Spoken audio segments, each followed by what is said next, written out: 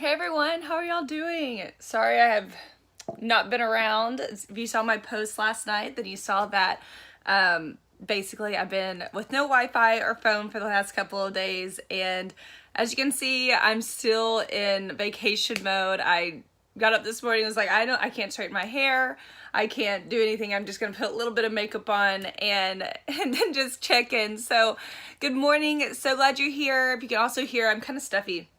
I think just getting back to Arkansas and it being rainy now and kind of cold, I'm just getting gross sounding. So I'm sorry if I sound a little gross, like I can't even really hear out of this ear. But that's okay, because to talk and hang out, we don't have to always sound the best. So anyway, so glad that you're here. I've missed all of you guys. I'm here with my cat Salem. We're in my spare bedroom. Hey Salem, stop grooming yourself for a second. Say hi. Oh, guess not. All right, so today, basically what we're going to be talking about is just, while I was on my trip, I was kind of reminded of just the important, the things that were important in life and things that I realized I haven't been paying enough attention to. And so if you have never been here before, oh, thank you for my natural hair. Yes, it's super curly. I mean, that is what's up. But anyway, I was just gonna say, if you've never been here before, basically I start out with a prayer. Then we're just gonna talk about some topics that I want to talk with you about. And if you have any topics you'd like to hear about, you can always message them to me. But basically, I'm just going to talk to you about some stuff. And then on Saturday, we will do a Bible study that I kind of follow up on some of the things that we talk about. So, all right, so let's start out with a prayer and then we'll get started. So, dear Heavenly Father, thank you so much for this day, for everything that you've given us. Lord, I pray that you would help me feel better. I pray that you would be with every single person that is watching today, that I could speak to them. Lord, I'm just so thankful for everything you've given us and this time that we get to spend together. In your heavenly name I pray. Amen. Amen. All right, so let's get started. So basically, today I just kind of wanted to talk a little bit about what is truly important in life. So I was going to start out talking kind of about my late husband, Craig, and something that he taught me. But before, I was talking about something that I learned last night. So I was talking to Andrew a little bit about what I was going to be talking about today. And he said, the other day I read a study, and it was about the people that have lived the longest. So people that were over 100. But this doctor went and asked all these people that lived a really long time, what's your secret? What did you do? Sorry, it's on my eye. What did you do? Did you eat really healthy? Did you work out a lot? And a lot of them were like, yes, we paid attention to that. But I wasn't the best workout person. I wasn't the best at health, although that stuff helps. But the biggest thing was stress. They said I didn't allow things to stress me out. I didn't let things just consume me like a lot of times we do. That stress, not that they weren't stressed or they didn't have to deal with stress, but they kind of just were able to deal with it in a positive way, handle it, and then let it go. We've talked a lot about stress, and I think that that's something that, especially for Americans, that is just, and I'm sure all over the world, I don't think just Americans, but I know for sure in our culture, it is so hard not to be stressed out, right? It's so hard not to just feel like all the time, I have something I gotta do, I have this, I have bills, I have kids, I have name it, I have goals, I have dreams. If I don't get this done, then what's gonna happen? It's all just gonna fall apart. I have those moments. I have these moments where I get so worked up that all of a sudden I'll think oh, I'm not doing this right, or I couldn't do my Instagram lives, and what if everyone hates me now? And I just allow this stress to just consume me. And finally I realized that's not what God intended for us. Never did every single time he mentions stress or anxiety in the Bible, he tells us, you need to chill out, man. In my own words, he doesn't really say that, but he says, you need to chill out. Seriously, I will take care of you. And it's crazy. There have been, you hear those stories when people really need help from God, and it's right there, right then, he gives it. And that's the coolest stories. And if you can write those moments down, I've been trying to start writing things down like that more often. Just sit down and write out, when are these really cool moments that God showed himself, that show that he will take care of me? It doesn't always have to be financially. It might be I mean, I've been running before and felt sick and like I can't make it back and I don't have my phone and like there's something like that and just felt like, God, I need you right now. And then I'll get like all of a sudden a gust of wind or somebody will stop by. Like I remember one time I was like to a point where I thought I was going to throw up when I was running because it was just really hot outside. I picked a bad time and I couldn't call anyone. There was like no one around and I was like, I'm going to get sick. Anyways, this person on a bike stopped by and goes, hey, I'm about to be home, but do you want some water? It's really hot outside. And I was like, thank you, God. Thank you. You know, and just those little moments that he takes care of you, he will take care of you. So the first thing I want to say about what truly matters is the stuff that we're stressing out about, it's not what matters in the end. And I realized over this past week something that I've known before, but I feel like I had to relearn. So Craig, my late husband, on our first date, we're sitting in his, like, he had a Jeep. He probably had like 4 cars during the time that I dated him. But our first car that I was with him in was this Jeep. So he takes me out on the state. I'm so excited. He gets me, but we go to this dance and he used to be like this like swing dancer instructor or something. So he didn't tell me that. So of course we go to a dance and he's like doing full out swing dance moves and like flipping me and throwing me around everywhere. And then after doing all that, he says, hey, will you go somewhere with me? And I was like, I don't know about that. And he was like, no, just go somewhere with me. Trust me. I'm like, okay, well, I've met this guy twice, but okay. So I go with him. He takes me up to this place called Mount Sequoia, which is just like this big lookout point in Northwest Arkansas. And I remember thinking, this dude is going to try to make out with me or he's going to try to do something. I don't know what to do. And he turns and looks at me and says, Helen, would you mind telling me your testimony? I would love to share with you mine, but I would love to hear yours. Or he said, can I tell you my testimony? And then I would love to hear yours. And I remember thinking, what guy asked you your testimony on the first date? You know, but it was so cool because it was at that point I had come to my conclusion of what I call my transformational period. That point in which that, you know, I talk about all the time. I had to struggle and I had to grind and I had to get to who God intended for me to be. And then I finally get there and I meet this guy that wants me to share that testimony. And that's something I had never really done. I'd never been brave enough to share my testimony. Well, my testimony I've shared with you before. That's not the important part. The important part is what Craig said. So at that point, after I shared mine and he shared his testimony, he said, you know, I've come to realize that the most important thing in this world is relationships, because relationships are the only things we can take with us to heaven. And I remember thinking, wow, that's such a true statement. I've never heard that before. Relationships are the only things that we can take with us to heaven. And when you look at it that way, everything in life is kind of futile. If you ever read Ecclesiastes in the Bible, if you haven't, I'm going to tell you it's kind of depressing, but it's a good reminder. It tells us, you know, like everything, it doesn't matter. It really doesn't. When it comes down to it, when you allow stress to just dictate every aspect of your life, if you're so stressed out about something, at the end of the day, that doesn't matter. What matters is, do your kids have a relationship with God? Do you have a relationship with God? Do you have a positive relationship with others? Are you trying to have relationships with others? Are you so consumed that you're so consumed with worldly things or a job or this or that or the other that you can't reach out and touch the person next to you? Now, when Craig said this, I'll say, like, I thought it was very thoughtful. Like, I was like, that's so true. But I didn't fully believe it yet. I still kind of looked at things like, well, my goals and ambitions are still really, really important, right? The things I need to do, I'm getting a job, I'm doing this, I'm doing that. There's so many things that I started kind of saying, well, this is still really important, maybe more than relationships right now. And that's because I wasn't, at that point in my life, I was still really selfish without realizing it. And not in like I told you, Andrew told me before that I was selfish, not because I wouldn't give you the clothes off my back, but because I wouldn't stop to ask you why you needed my clothes, right? And it's kind of the same concept. I kind of assumed that everyone around me had a relationship with God. I just assumed that everyone around me knew God and, you know, like, or if they did it, I wasn't really sure if I should just go out and talk to them about it. And what Craig was really saying is, our relationships, we need to get to know each other so well that we feel comfortable talking about God. We feel comfortable talking to others about God. Our relationship with God is so strong that we feel good about sharing about Him, right? I wasn't quite getting that yet. when Craig passed away, I finally got it. Like when he passed away, I finally saw that truly nothing else, no matter what ambition I got, no matter if I got Miss Arkansas USA, no matter if I got name all the awards, whatever, that stuff didn't matter. At the end of the day, what mattered was my relationship with my late husband and how I was never going to have that again.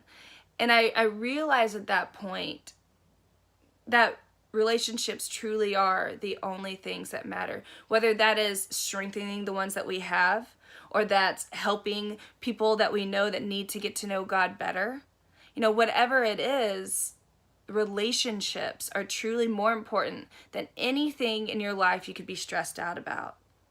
Now, I'm not saying that you just shouldn't take care of your bills or you shouldn't take care of things you need to do at work. Sometimes a little bit of stress can be a good little prompt of like, need to get things done. Like I need a little stress sometimes to make me get things done. But the stress that consumes us, that keeps us up at night, that makes us stop turning to God, or stop caring about relationships or focusing on building our relationships because we're so stressed out about something else that at the end of the day may not matter. Like at the end of the day, if you can think about, what do I care more about? Do I care about having a relationship with God and building relationships with my friends and my family and then building their relationships with God? Or do I care more about fill in blank? Do I care more about having a bigger house, making more money so that I could have a better car? There's a difference between needing a new car because your car is about to break down and just wanting a brand new car just to have a nicer car.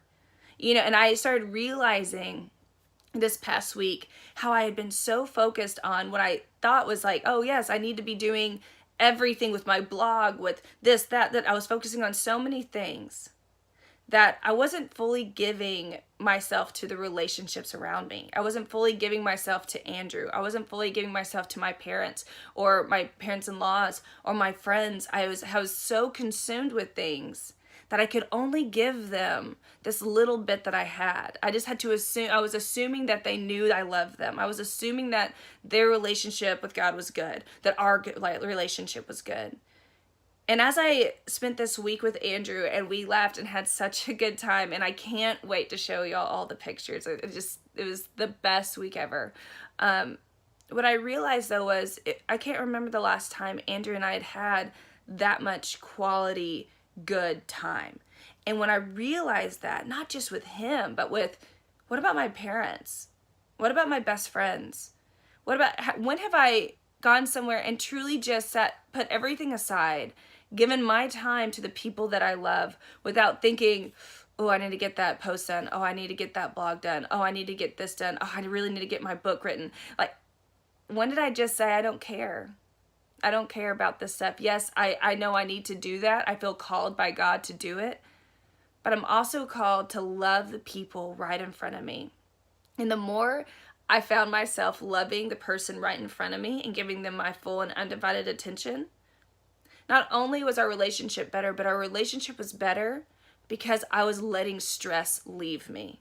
I was letting stress go. I was letting anxiety go. I was able to say, okay, God, this is where you want my focus. This is where you need me to look right now. And I got to come back with a stronger relationship, with a better outlook. Things aren't stressing me out as much as they once were. I've always loved doing my lives. That really never stressed me out. But doing everything on top of my lives, all of that now just seems like, I'll get it done. And if it's not perfect, that's okay. Because I have the people that I love. If I never am a best-selling author, if I'm never the best at my craft, if I never accomplish all the goals that I want in this life, that's okay, because I have a relationship with God. I have a good relationship with my husband. We have a relationship with God. I have family that loves me, and I have good friends. And as long as I'm focused on building those things and then trying to love every single person that comes in front of me, whether that's Instagram Live or someone that walks into my house or somebody that I meet at a coffee shop, as long as I'm focused on putting everything down for a second and being able to look someone in the eye and truly see them and show them the love that God has shown me, then I'll be okay. Because goals, things, bigger houses, better stuff, that's never gonna fulfill you. You'll always get it, be happy. Think about something you've been given or something you've gotten, how happy you are when you get it. And then you just kind of go back to normal, right? It's like a kid that gets their toys at Christmas. They're so excited. And about 6 months later, it's like, oh yeah, I got that, didn't I? Well, can I get this now? You know, we always kind of go back to what our normal level of happiness is. If anyone's ever read The Art, I think it's The Art of Happiness.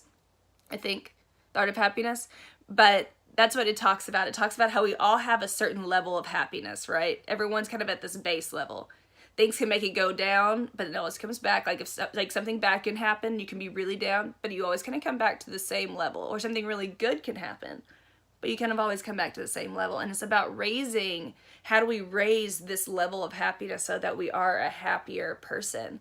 And I truly believe it's being able to let go of the stressors that truly don't matter. Being able to say what is most important. The most important thing in this world is our relationship with God, our relationships with our loved ones, their relationship with God, and then the relationships with the people that we meet one-on-one, face-to-face, showing them the love of Christ every single day. And that's all that God wants. When people came to Jesus and they asked, Jesus, what do you need? What do we need to follow you? He says nothing. He told his disciples, the clothes on your back and follow me. He tells the rich man, sell your stuff. Just follow me. And then love me, love others. That's it.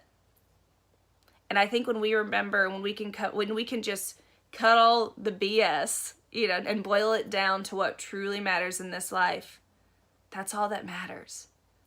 Loving him, loving others. And when we can learn to do those two things, and that be the true desire of our hearts, then everything else will be okay. Not saying that bad things won't happen, hard things won't happen, but we'll always be able to come back to this baseline that's higher than it once was, this baseline of happiness. That's where it once was, if that makes sense. No matter if we get everything we want, no matter if we get nothing that we want, we'll always be right here. We'll always be really, really happy right where we need to be because we have our heart set on the right things, not on worldly things. So I hope that that's helped you today. That was just really on my heart after a week of getting to put everything aside. I didn't think that I was going to put everything aside. I brought my laptop. I was going to write. I brought my journals. I was going to, do all my Instagram stuff. And then we had no Wi-Fi, so I couldn't do any Instagram stuff. Then I was going to write. I remember we were at the pool one day and I had my laptop and I was like, oh, this is going to be awesome. And I just saw Andrew kind of sitting there looking out and I realized, why am I writing right now? Like, why am I doing this? And I just closed my laptop and put it aside and I was like, okay, let's just have a day. And that was probably one of the best days that we had, was the day that I finally said, I don't need to be thinking about this. I truly need to be thankful for the moment that God gave me with you and just be focused on that. And if I don't get a picture of it, if I don't get to post about it, if I don't get all those things, it doesn't matter, because it's about you and I getting this moment, even if the world doesn't see. So praying that is truly something. Oh, good. Okay, so let's see. Really need to hear this. My anxiety and stress has been high lately on just that. Oh, I'm so glad. I feel like it was God. Good thing.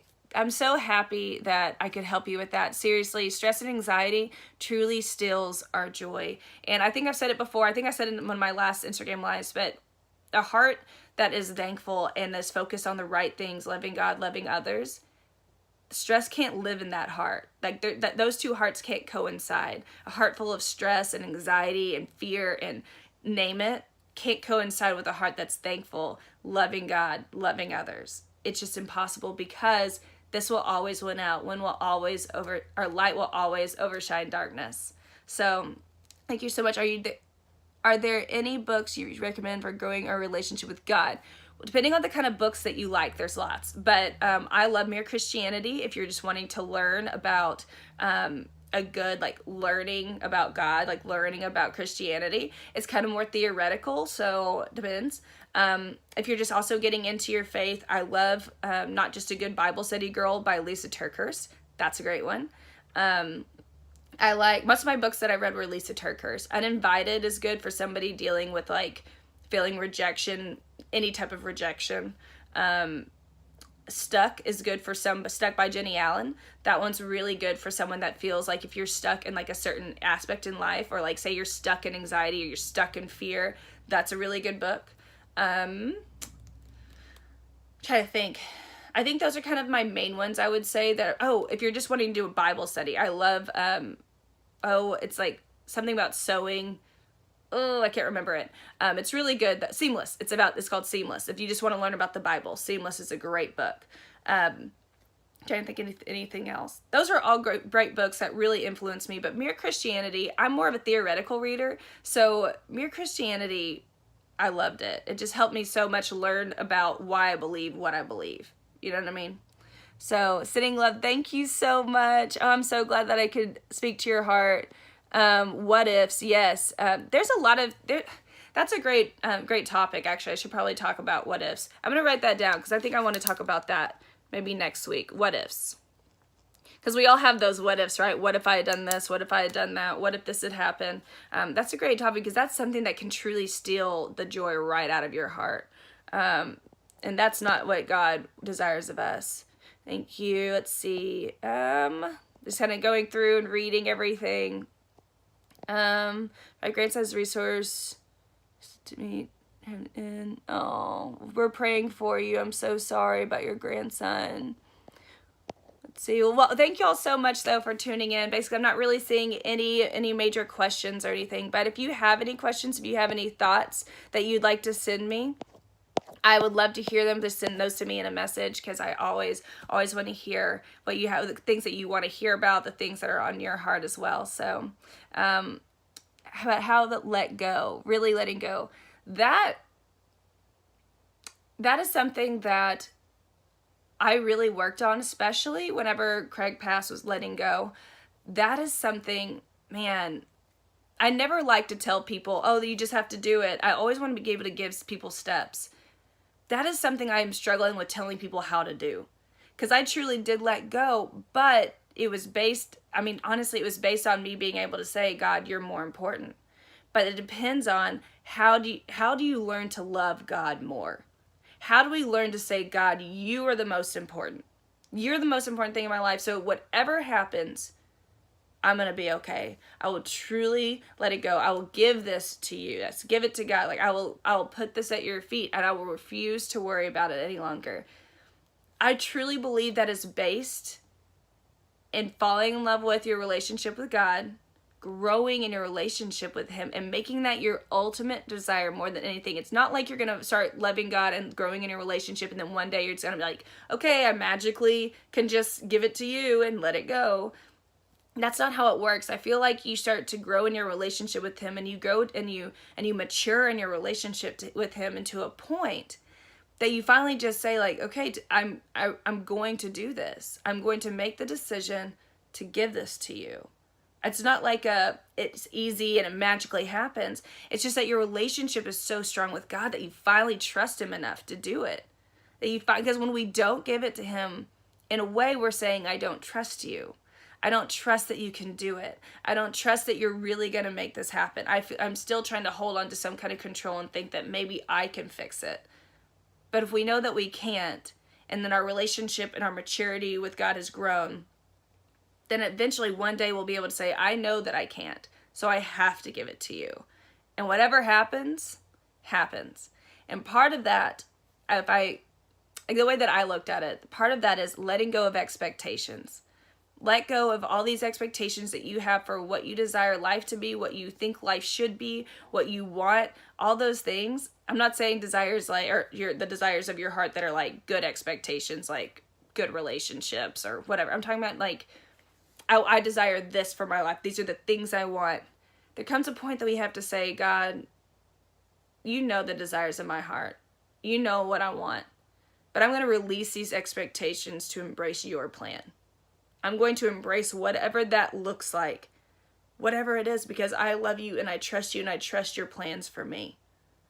When we can do that, then it's so much easier to let go, to give it to him, to say goodbye to the what ifs. You know, if we trust that God knows and his plan is good and that he has a plan for us, we truly believe that we can embrace his plan and let go of our past expectations. So I hope that that helped you. And it says Experiencing God by Blackaby. That sounds good. See, and there actually I've been reading a new study, but I'll get back to you on that one. It's a relationship one. So all right. Well, I hope that helped. Thank you so much. And I hope that my words have spoken to you as they have spoken to me. And I'll be here again on Saturday doing a Bible study, and I will let you know what chapters that will be. But I'm so happy to see everyone. I love y'all so much. And please send me questions if you have questions. I want to talk about the topics that you want to hear about. And I will see you guys soon. I love y'all so much. Have a wonderful day. I love seeing your faces on the names that I see every week. You're amazing. Love you guys. See you soon.